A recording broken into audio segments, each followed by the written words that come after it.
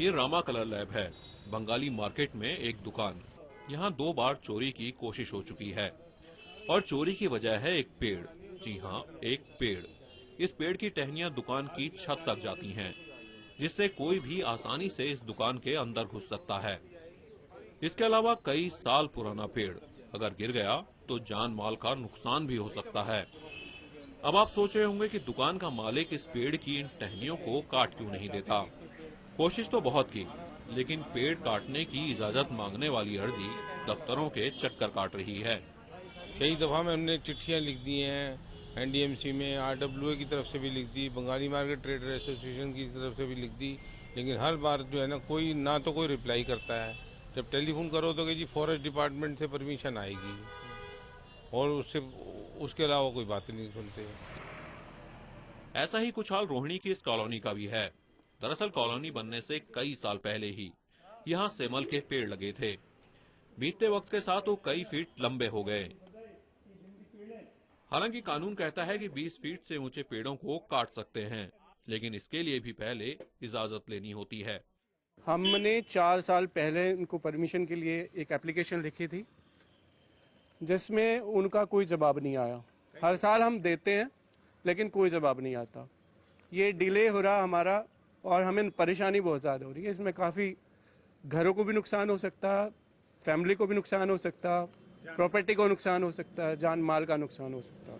दरअसल दिल्ली में कानून है प्रिजर्वेशन ऑफ ट्री एक्ट 1994, जिसके तहत आपको कोई पेड़ या उसकी टहनी काटने से पहले फॉरेस्ट ऑफिसर से इजाजत लेनी पड़ती है। अगर मान लो पेड़ काटना है तो एक ट्री ऑफिसर है, इस एक्ट के अकॉर्डिंगली एक ट्री ऑफिसर भी अपॉइंट किया जाता है। ट्री ऑफिसर के पास वो अपनी कंप्लेंट दे सकता है कि जी मुझे ये पेड़ काटना है और ये पेड़ इस पर्पज़ के लिए काटना है और इतने नंबर ऑफ ट्रीज काटने हैं, तो उसको परमिशन मिल सकती है पेड़ काटने के लिए। और यही सबसे बड़ा पेंच है, छोटी सी इजाजत के लिए भी लंबा इंतजार करना पड़ता है। कई आरडब्ल्यूए का तो ये भी कहना है कि थोड़ी सी छटाई के लिए भी पैसा देना पड़ता है।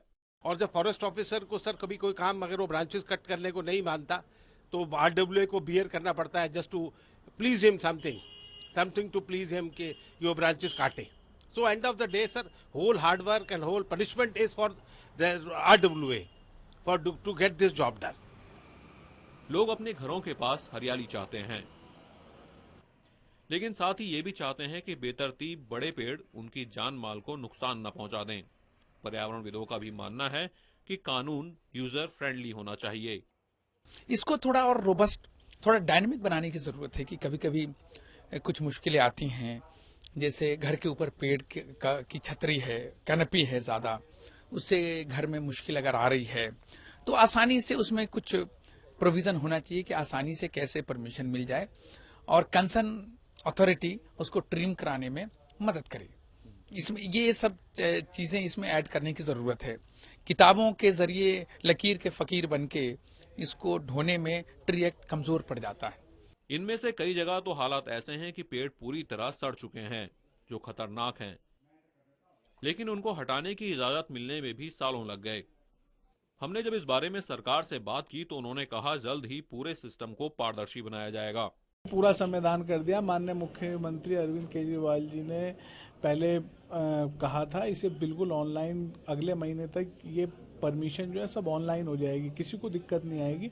ऑनलाइन आवेदन देगा, जो भी उसके रूल्स एंड रेगुलेशंस हैं वो उसमें फॉलो करेगा और ऑनलाइन ही परमिशन मिलेगी। शायद कानून ऐसे होने चाहिए कि लोगों की परेशानी का कारण न हो। कानून ऐसे होने चाहिए कि प्रकृति और आदमी साथ मिलजुल कर रह सकें। कहीं ऐसा ना हो इन कड़े कानूनों की वजह से और इनमें इतने सारे पेंच की वजह से लोग अपने घर के आंगन में एक हरा पौधा लगाने से भी डरने लगे। कैमरामैन चंदन के साथ रमन अमगाई, न्यूज़ 8 इंडिया, दिल्ली।